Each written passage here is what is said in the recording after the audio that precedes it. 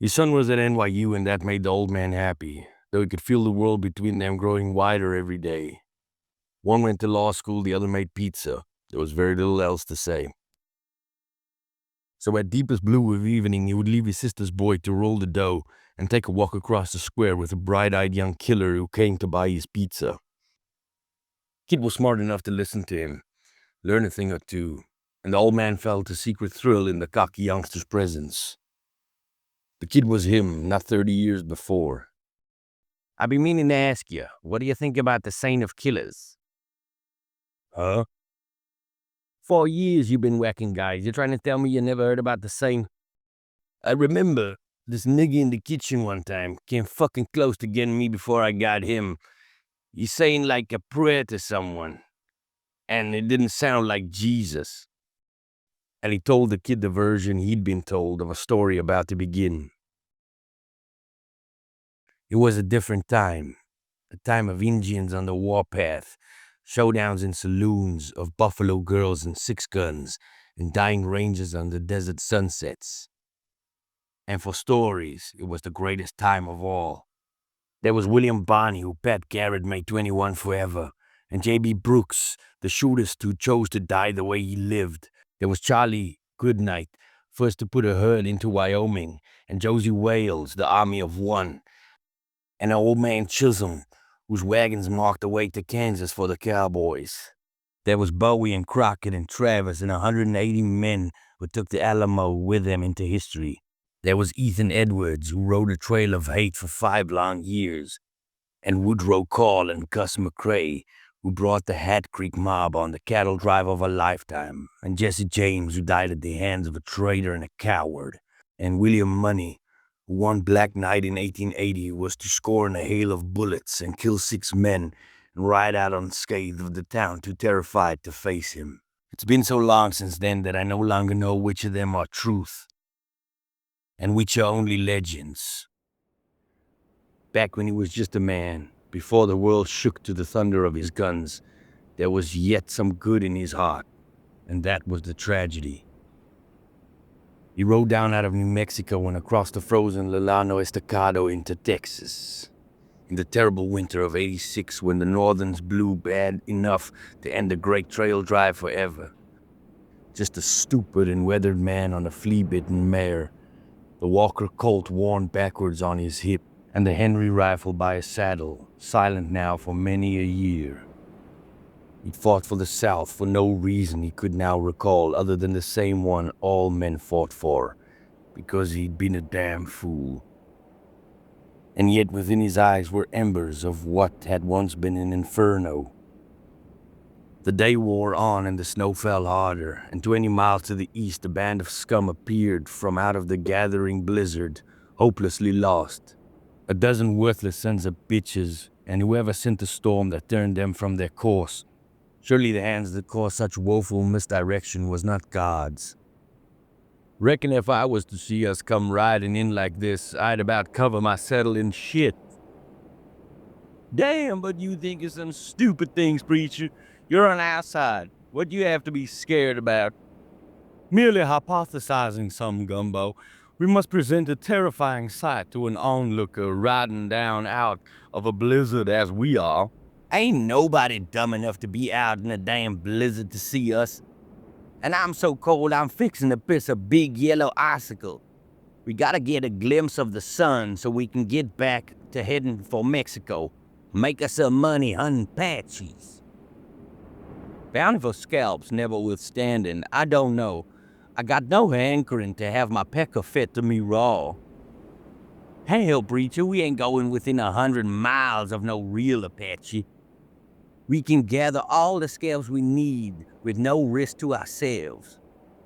Or ain't you ever seen how Mexicans' hair looks just like Apaches? I can pay for the grain, sir. I won't hear of it. I'm obliged to you. We'd be more than happy for you to join us for supper, friend. We've plenty to go around. Well, thank you for the offer, but I have to be riding on. I've got a wife and a young'un sick with a fever, 3 days riding from here. I need to buy medicine and get on home before it turns bad. Didn't count on this blizzard or running out of feed. or I'd most likely be back with him. Well, you ride right along and you might make Ratwater before sundown. They've a doctor there, I think. Then I'll make a start. It ain't a real friendly place, to tell the truth. We passed through right quick this morning. We'll go a ways yet, I think, before we start our farm. The Pecos was all but iced over, and he followed it into Ratwater in time for nightfall. But the doctor was too drunk to stand and told him to come back the next morning. He sought shelter reluctantly, mindful of his family far away. He found a filthy boarding house where he took a room and paid the crippled owner for the night. Once he'd have drunk till dawn in a saloon, washing away the ashes of the trail and 100 dreadful memories with whiskey. But those days were long gone. So the rats that came off the riverboat watched him ride on by without glancing at the place until the blizzard swallowed him again. But he was not the only new arrival that night. Now I'll be home 6 days at most with the medicine. If you don't. I will. If you don't get back in time, you have to remember it's not your fault, husband. It's the fevers. You remember you have a real life now, a life beyond ours. Whatever becomes of us, don't you lose sight of that. He slept badly. It'll take me an hour or two to prepare. You want to eat breakfast in the saloon and come back for it? I'll have it ready for you. I'd appreciate you hurrying, Doctor. I intend to leave directly. Leave? Back across the line? Mister, don't you be fooled by this change we've had this morning. That blizzard'll be back by noon and twice as hard. I'm still leaving. If you direct me to the barber shop, I'd be obliged. And a place I can buy a newspaper. And so it was that when the villains entered Cooley's, he was already there. I knew this shit'd look twice as bad in daylight. Just like that damn whore I fucked. I woke up next to her and I thought I'd lost my senses and I poked some kind of hog. Whoa. Don't no one try bluffing. This boy here's sitting on 3 goddamn deuces and a pair of kings. Gumbo? Damn, he don't look like no fucking local. He here last night? Not as I recall. Something about him, though. Like maybe I laid eyes on him before.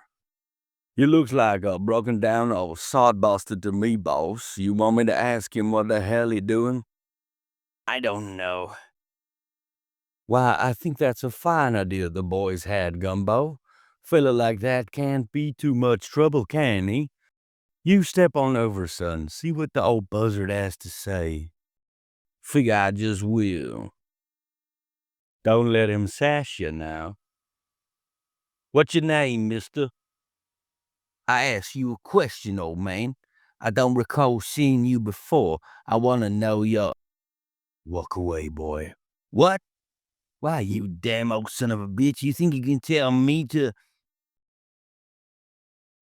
To hell with you.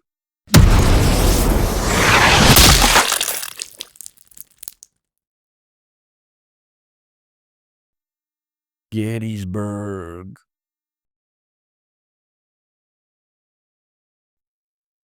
It was under Cemetery Ridge early on. Their guns tore up our advance, cut 50,000 men down to just 300. I seen him when the infantry came down to finish us, Gumbo. He was like a demon or something. He must have killed 36 Yankees by his own damn self. You ought to move this. Damn right, mister. Lucan Gardner dumped this young fool in the river. Folks trying to eat him. When the sheriff came, they swore blind it was self-defense. Yes, that young fool threatened the gentleman. No, he hadn't been their comrade. He was just riding with them. The lawman took the hint and crawled back in his bottle. Sorry about the damn inconvenience. I regret the boy's death. Sure you do. Sometimes, though, a man'll need a kill, and there ain't nothing you can do but oblige him. I know I've killed 30-odd men in my time. Had to, just like you did. Only thing that sets us apart as harder men, ain't it? Gumbo McCready at your service, mister. And they call me the preacher. We plain to see you ain't one. No, sir, no, I ain't. I suffered something of a loss of faith during the war between the states and turned to whiskey, which I judge more agreeable. The butchery now witnessed, I reckon God's given up on us, if he was ever there to start. You have it wrong, McCready. Killing's nothing but a sin against your fellow man, letting your baser side control you, and only facing afterwards what you done to blood and flesh. If killing sets apart a hard man, every son of a bitch in Texas would be one.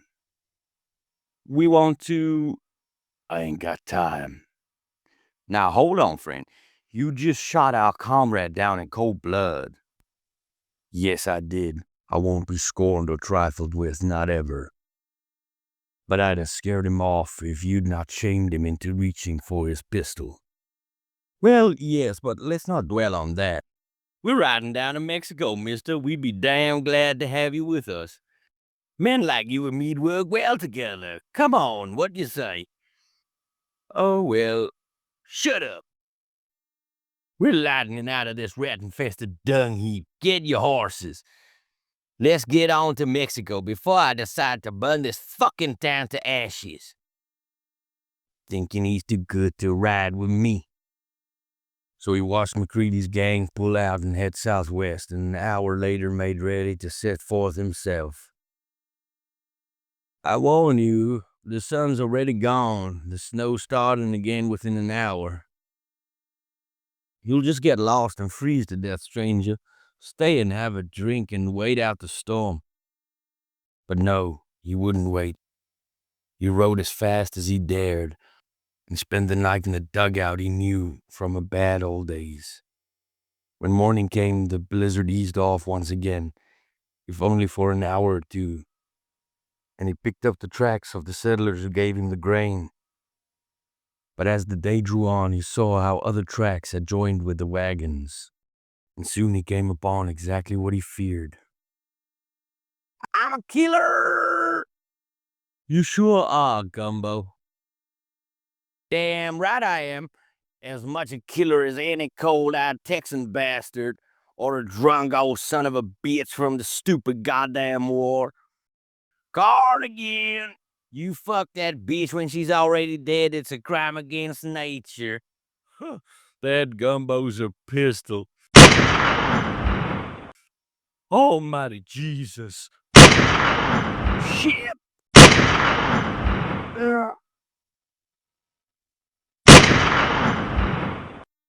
It's him. Kill that son of a bitch. Oh, dear Lord, deliver us. God damn you, preacher, you cowardly fucking rat. You shoot back at him, you hear me? Come on, mount up and shoot the others. Oh, Jesus, save me, Lord, please.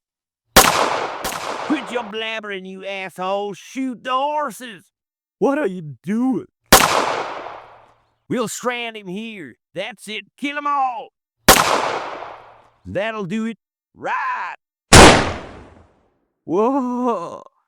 Fuck. His hopes of a fresh mount died straight away. Nothing was still alive. Nothing that should have been. Help me. Help me. Too late to save the people who had helped him. No time at all to bury them. He cut meat from the horses and started walking west. It took him nearly 2 weeks, not the one he'd thought. He should have died a dozen times over, and yet he would not quit. He made it home with the medicine. And ever on his lips was the name of the man who delayed him. McCready.